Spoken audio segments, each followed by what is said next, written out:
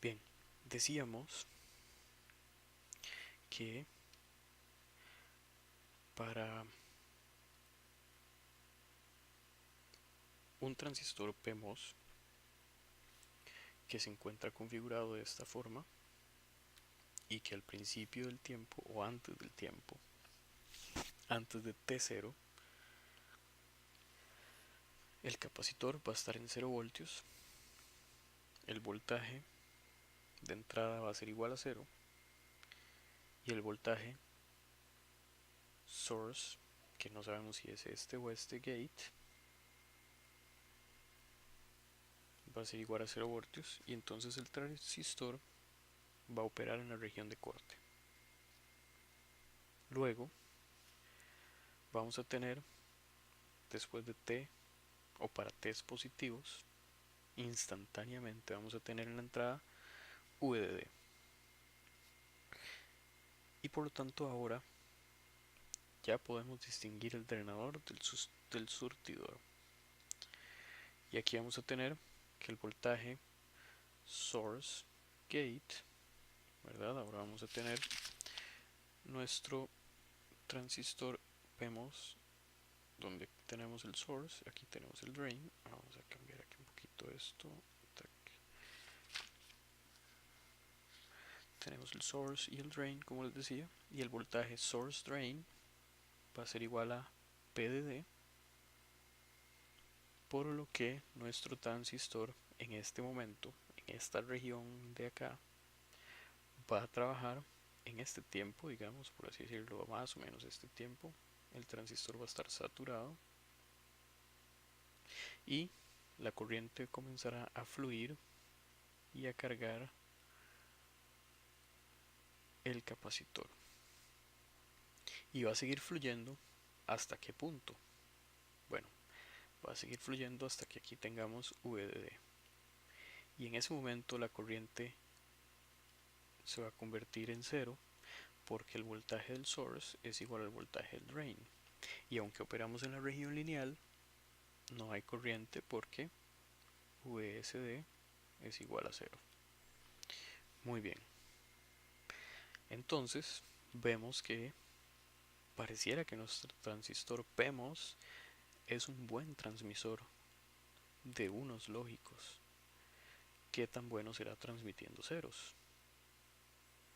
La intuición y basados en lo que vimos del NMOS nos dice que si el NMOS no era un buen transmisor de unos lógicos y el PMOS sí, entonces el PMOS era un mal transmisor de ceros lógicos y el NMOS uno bueno.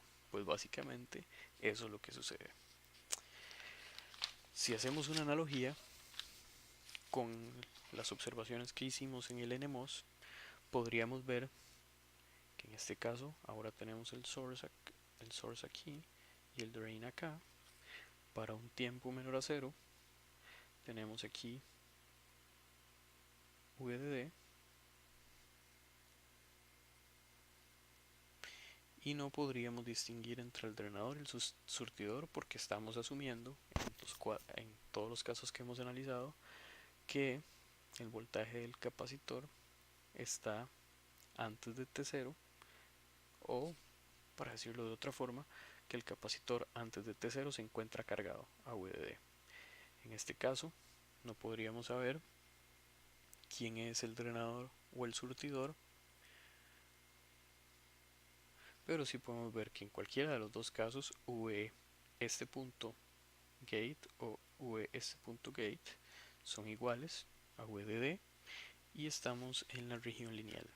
Bien, en T igual a 0 positivo, es decir, para estos test, ya aquí tendríamos un 0 y al tener un 0, ahora sí podríamos hacer esta distinción, correcto. Pero también observamos que el voltaje VC depende del tiempo, de forma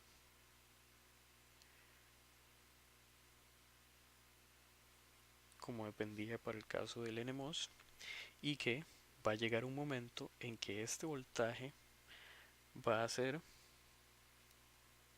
exactamente igual a VTH. Y en ese punto, pues va a pasar lo mismo que observamos en el caso anterior. Un pequeño cambio en este voltaje C, una pequeña disminución, hará que el transistor se apague. Y al apagarse va a dejar de descargarse. Al apagarse este transistor, nuestro capacitor va a dejar de descargarse. Y al dejar de descargarse, va a mantener un voltaje en sus terminales, o va a mantener una carga él, que es o es proporcional al voltaje que hay en sus terminales, y va a ser exactamente igual al voltaje VTH, que es lo que tenemos en nuestra presentación limpia.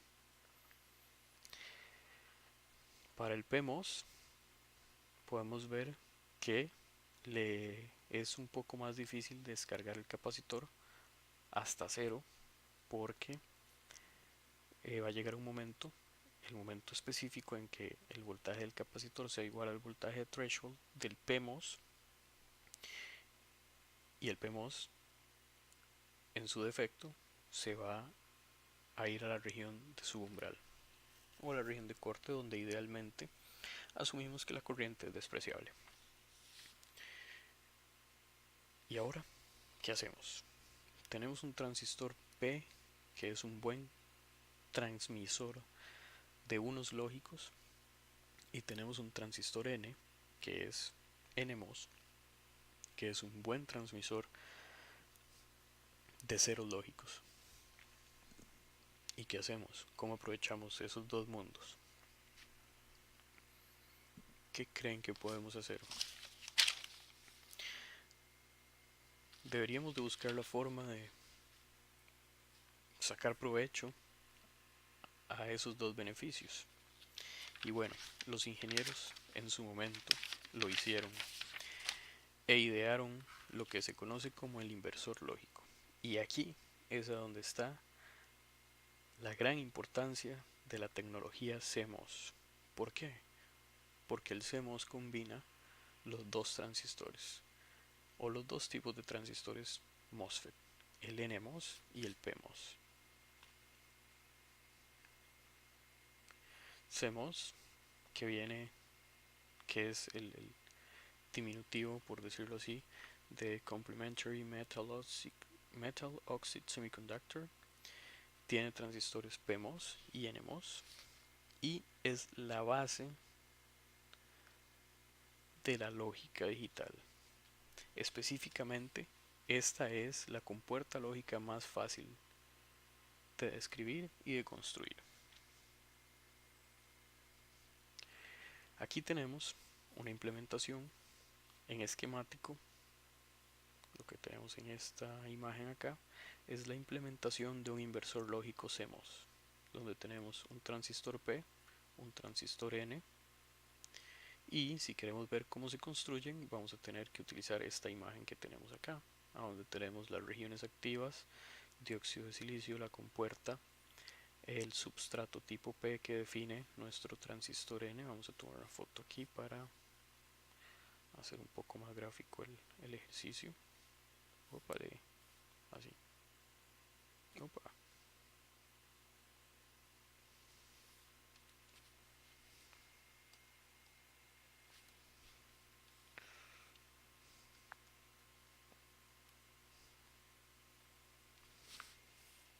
En realidad, ya aquí estaría dibujado. Este sería nuestro PMOS, claramente.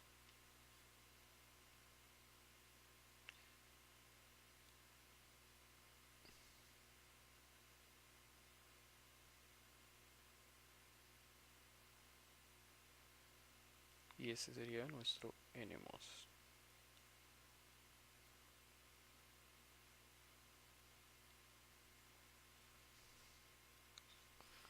Que es justamente lo que tenemos por acá. Ahora sí, ¿cómo funciona?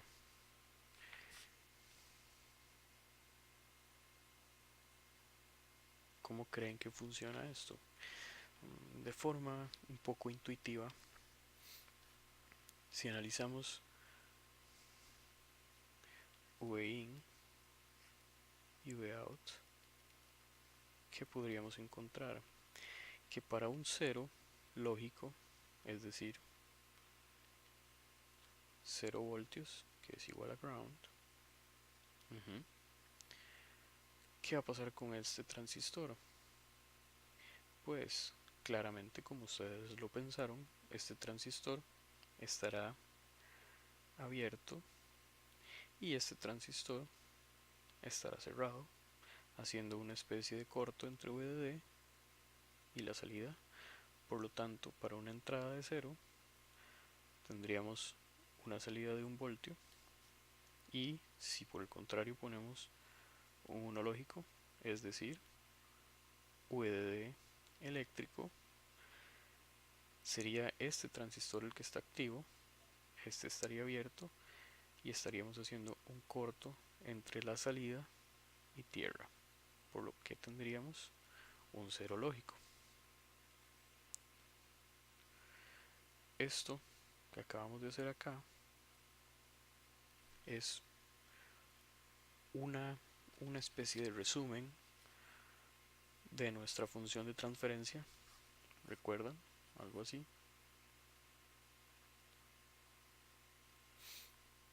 En el estado estable, es decir, después del trasciente. Y este resumen de la función de transferencia en el estado estable se conoce como, muy bien, como ustedes lo piensan, como una tabla de verdad.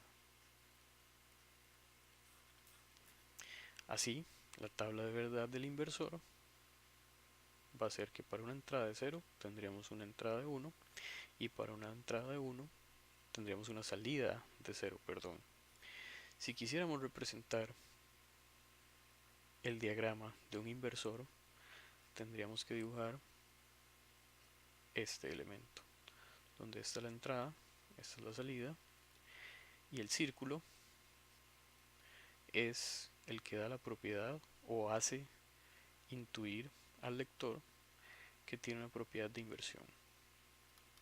Si no ponemos el círculo, lo que tendremos es lo que en algún momento llegarán a conocer como un buffer. Muy bien. Esto se llama inversor, tiene la función lógica de negar la entrada y también se le conoce como compuerta lógica NAT.